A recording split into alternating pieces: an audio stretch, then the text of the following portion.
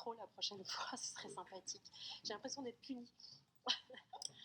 Bon, je note quand même, et je le regrette, que beaucoup d'hommes aient quitté la salle au moment où on aborde le sujet de la féminisation des rues. Voilà. De la majorité, merci de le préciser. Donc féminiser le nom des rues ne résout pas les problématiques liées à l'occupation des femmes dans l'espace public.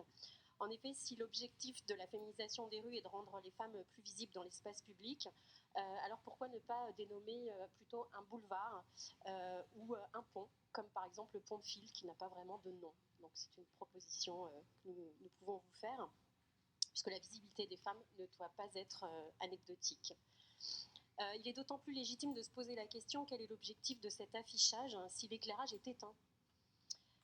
Pour que les femmes soient plus présentes dans l'espace public, peut-être faut-il se demander si elles sont acceptées et surtout si elles sont en sécurité au sein de l'espace public. Selon une enquête de Femmes Actuelles parue la semaine dernière en matière de sécurité pour les femmes, Tours est la 30e sur 50.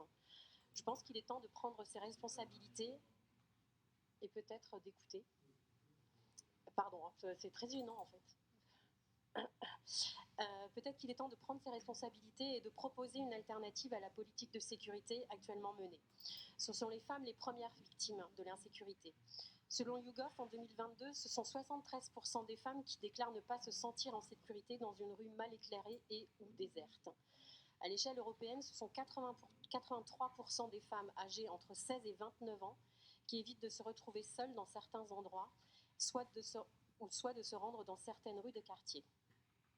Insultes, harcèlement de rue, violences sexuelles, soumission chimique, mettre sous le tapis la question de la sécurité ou alors passer celle-ci sous la bannière de la tranquillité place les femmes en première ligne des causes de l'insécurité.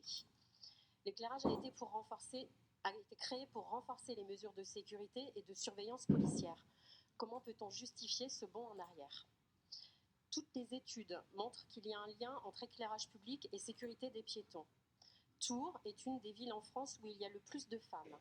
Il est essentiel qu'elle reste inclusive pour toutes et tous, en particulier pour les Tourangelles.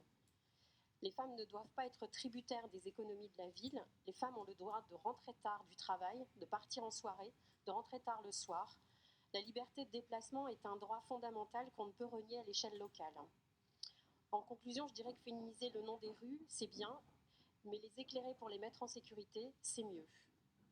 Et si je peux me permettre de soumettre une proposition au nom de notre groupe, puisque nous parlons de Jean Germain et vous savez l'attachement que j'ai pour lui, je proposerais qu'on peut-être mette une place en son nom, et je pense notamment à la place du Grand Marché qui est dénommée particulièrement par les Tourangeaux la place du Monstre.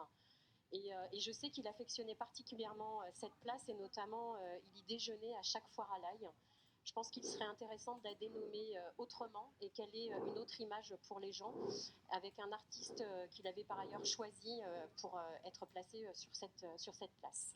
Je vous remercie. Merci, Madame Cabane.